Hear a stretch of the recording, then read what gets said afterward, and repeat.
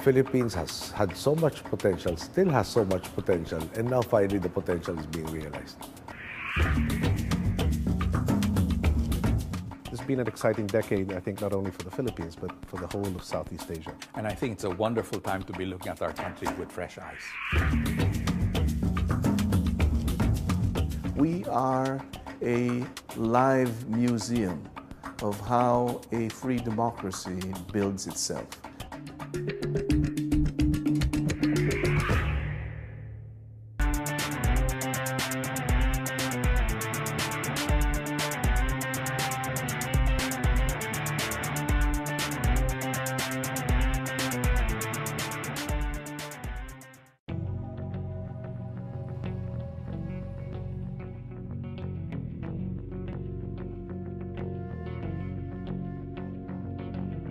The world's second largest archipelago, the Republic of the Philippines, is located in Southeast Asia. It is divided into 3 distinct administrative and economic regions. The capital city is Manila. A heightened sense of optimism and change is sweeping the Philippines. Once known as Southeast Asia's economic laggard, the Philippines of today is trying to bring in the promise of clean politics and national prosperity. In 2010, Benigno Aquino won a landslide victory to become the nation's 15th president. He inherited a nation entrenched in poverty and a government plagued by corruption. While he isn't immune to criticism, the Filipino people are giving the president a chance to finally bring change to the republic. I want to leave the world a lot better than how I found it. And I want to see this country transform to such an extent that people who have not visited us in the last 2 years and in the next 4 will probably say they really can't recognize the country anymore. I inherited a mess. We were called the sick man of Asia. We posted 6.3% growth in GDP for the first quarter, 5.9% in the second quarter, which gives us an average of 6.1% for the first semester, which is above our projections of between 5 to 6%. In the midst of the global economic uncertainty. I guess what I'm trying to say, the bottom line is, the Philippines has had so much potential, still has so much potential, and now finally the potential is being realized. Cuts in interest rates, low inflation, and the government's plan to spend more aggressively are renewing investor confidence. Doing business in the Philippines is not without its challenges, but it is now one that is more transparent and open. The fundamentals are very strong. Consumption is there. People are positive. Investments, domestic investments is literally overflowing. The other thing that we can really be proud of is that we've stayed the course. President Aquino has sacrificed political capital to do the right thing. This is the kind of leadership that the Philippines needs. It's about implementing the right rules. It's about collecting the right taxes. And people are slowly but surely also changing.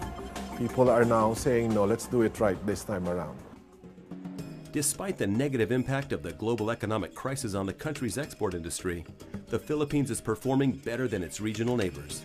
In 2010, the country's real GDP increased by 7.6%, its highest in more than 30 years. The International Monetary Fund estimates the Philippines' GDP at $216 billion in 2011.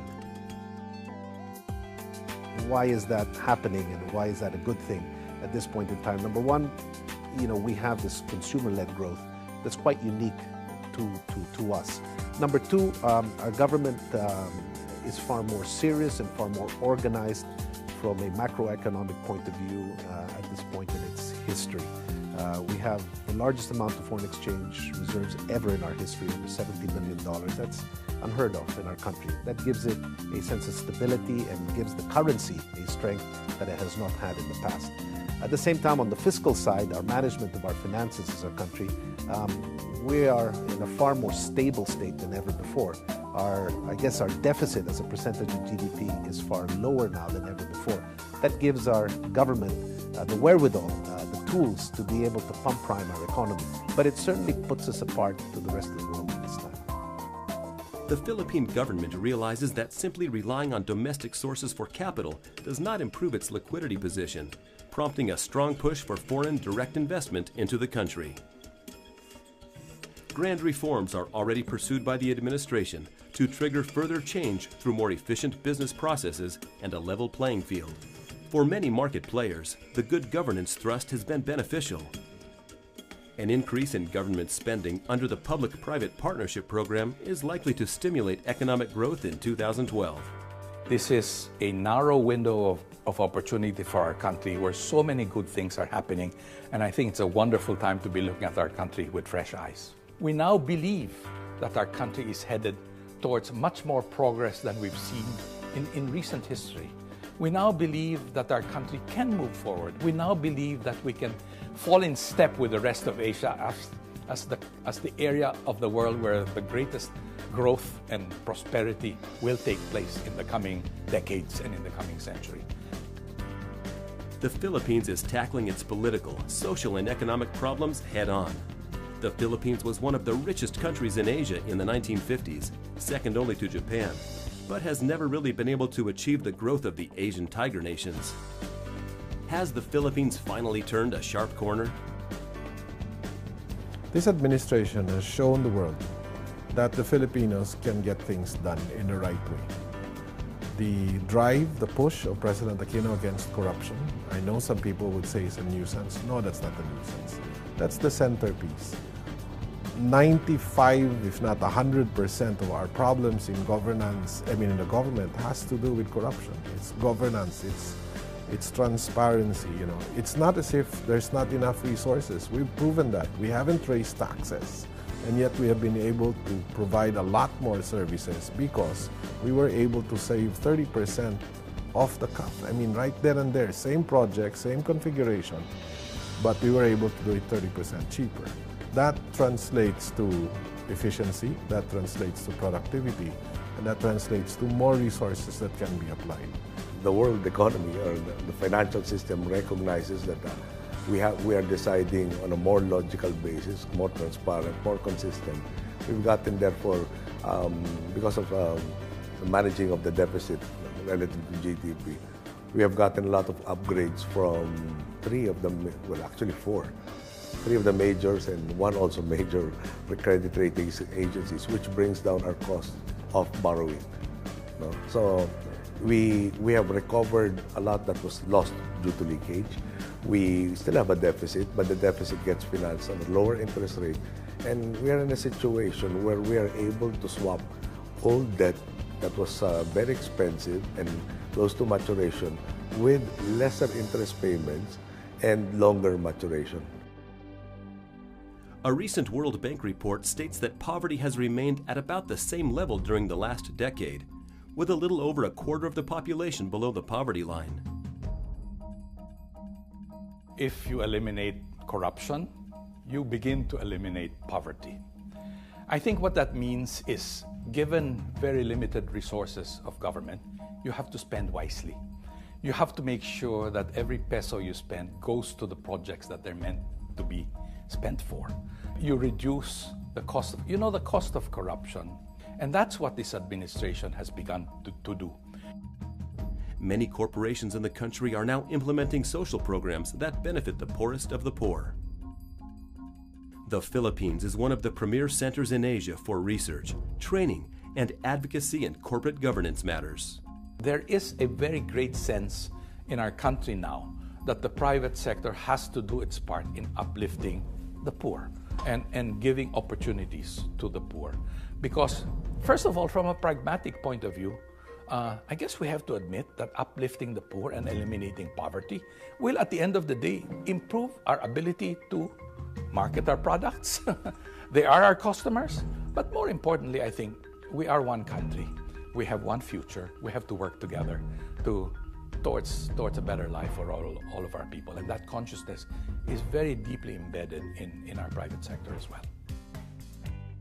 With approximately 95 million people, the Philippines is the 12th largest country in terms of population, and the local Commission on Population is expecting this to increase to 101.2 million by 2014.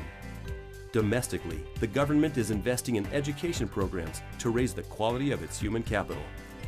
We believe that the Filipino people are our greatest national resource. This is proven time and again, even during the dark ages when our countrymen would go elsewhere, given the right environment, really shine in various professions. How do we take it to the extreme? Then if the chief national asset really are the people, then it behooves us to invest in the people. As a community of people, we are generally very hospitable, we're English speaking, and we're comfortable with different types of nationalities. But more than anything, I guess our resiliency, our positive nature. People say we're the happiest people in the world. Even under the most adverse circumstances, even now, we have some very difficult situations in the city of Manila with the kind of floods that we have. You don't see people complaining. People adjust, they help each other out. There's a bayanihan spirit that's always there. These are people. That's really our strongest quality. The Philippines has a big talent pool, with 11% working abroad, making overseas remittances an integral contributor to the nation's GDP. Filipinos fill a global demand for added value positions that involve technical competency and English proficiency. Overseas Filipino workers, we exported a lot because of our proficiency in English and good skill sets and work attitude. And it helped the economy a lot for the past 2 decades. But with the global recession right now, a lot of them are coming back. Not necessarily a bad thing. A lot of opportunities await them here in the Philippines. One among them would be franchising, which has a high success rate. It's very inspiring. From being an employee or in the service industry abroad, coming back, they become entrepreneurs. Very inspiring. The 21st century has been defined by Asian political and economic dominance. The Philippines is making sure it is not left behind, and more Asians, and executives in particular, are choosing the Philippines to provide the educational backbone to their career growth. The importance of Asia for company expansion cannot be underestimated. When China entered the WTO, it shook up the whole world, frankly, in terms of expansion. Watching China grow and the rest of Asia grow has been very revealing of where the future will be. Companies who are expanding in Asia are moving very quickly. In fact, one of the limiting factors is their talent acquisitions. And what I see now is applicants are coming from all over the world. Not only do they want to study Asia, study in Asia, but they want to work in Asia. There's a lot of optimism here. We talk about the 4 tigers. I just read an article from one of the investment analysts that Philippines could be the 5th tiger. Being an entrepreneur in the Philippines means tapping into a latent consumer market of almost 100 million people and the entire ASEAN community. If you are English speaking, the Philippines is one of the few countries in the world that can speak English to any foreign visitor in the country. But in everything about the Philippines is whatever bad news you've heard, it has changed a lot, a whole lot of difference. And I should say, if anyone has come to the Philippines already, you can always ask them. They probably said a lot. They probably experienced a lot of nice things here, and they will be your biggest source of information. The province of Palawan, known as the Philippines' final frontier, it is the country's most sparsely populated region and one of the most enchanting places on the planet. It is also a potential gold mine for one of the world's most precious resources, hydrocarbons. The groundwork is now being laid for a more stable and profitable oil and gas industry by opening up production blocks in regions such as Palawan, which stretch far into the West Philippine Seas. Several multinational companies have reported considerable progress in both surveying and exploration of the country's hydrocarbon deposits. We actually have done a lot of geological and geophysical investigations of the offshore Palawan, and we feel that it's got very large potential. There's one giant field at the moment which is under production, and that's the Malampaya field. We actually produce oil out of a smaller field, the Gaelic field, which we're going to double production next year. It's been overlooked. So what we've done over the last period is we've invested a lot of money in geophysical and geological studies. We've also drilled a number of wells, and interestingly enough, I mean, in offshore Palawan, there's a very high success rate. However, to date, a lot of the finds have been relatively modest. But with oil now at $100 a barrel, there's more impetus to develop these smaller discoveries.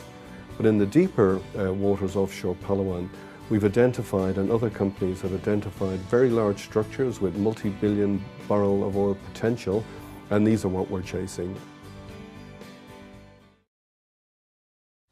My Philippines, a personal look at what makes the Philippines special to the people that live there.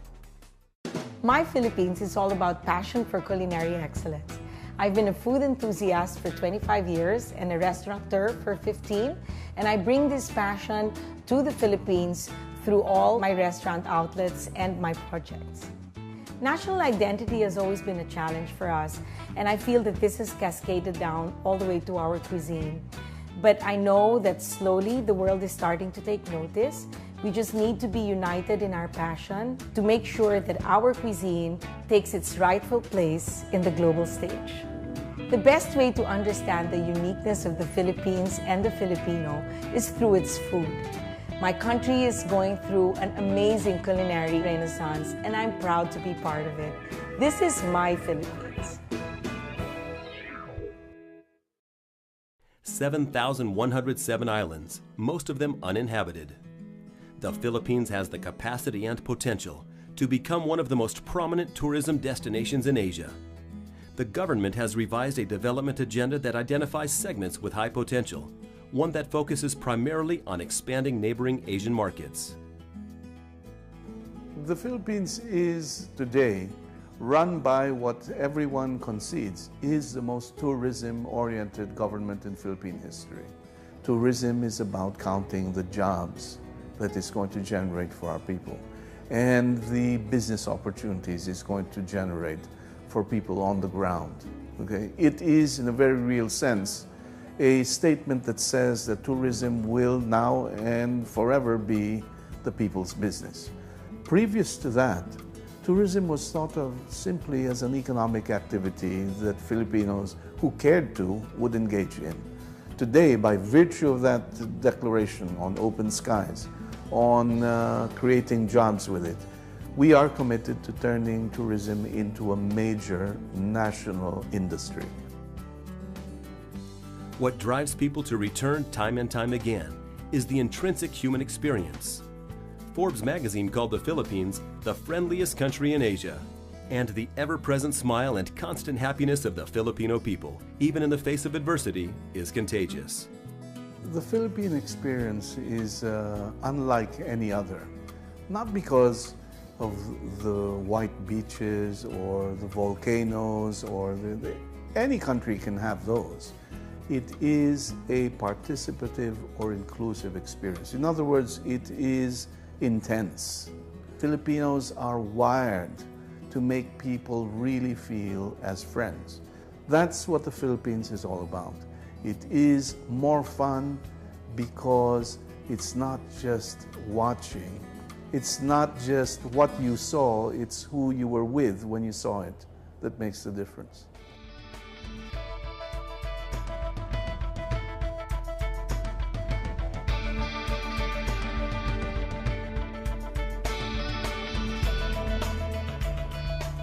And then finally, of course, you have something which is very frequently overlooked, but people travel for. You have the history of democracy in this part of the world. The Philippines is great to visit for that alone. We are a live museum of how a free democracy builds itself. It's not easy, but it's terrific fun to watch because on some days it's clumsy, on some days it's the most inspiring show on earth. A strong national identity combined with 300 years of Spanish rule and 50 years of American occupation have defined the Filipino people. Although famous for its tropical islands and turquoise waters, the Philippines offers an eclectic mix of landscapes and destinations. Variety is the spice of life here, and exploring it is truly a privilege for travelers. You get to experience beautiful beaches and the hotels and the services that are provided. It's easy. And that was what I never dreamed that the Philippines was like. So I've been pleasantly surprised. I think the Philippines is a hidden treasure, and slowly but surely the lid is starting to be lifted off, and it's becoming more known to the world. So, and I'm lucky to have experienced it here and living here for the last couple of years. An international marketing campaign headed by the slogan, "It's more fun in the Philippines," was launched with great success. While the last decade has not been kind to the country's tourism image abroad, the government is counting on Filipinos to be the nation's prime ambassadors. I think the time has come for Filipinos and all people who love the Philippines everywhere to stop agonizing over its so-called bad image.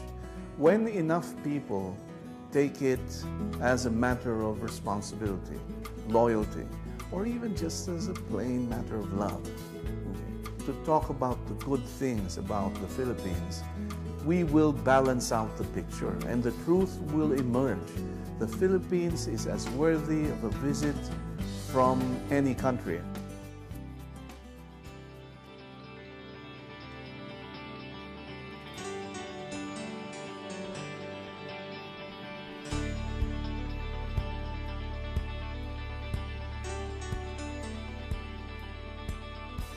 The Philippines is experiencing a political and economic resurgence that, when followed through, will turn the nation into the global player that it aims to be. It is not just learning from the mistakes of the past, but also driving the present with good governance and business prudence. The world watches as the Philippines moves forward. Nothing is impossible. So long as the people are united, focused, we will get there.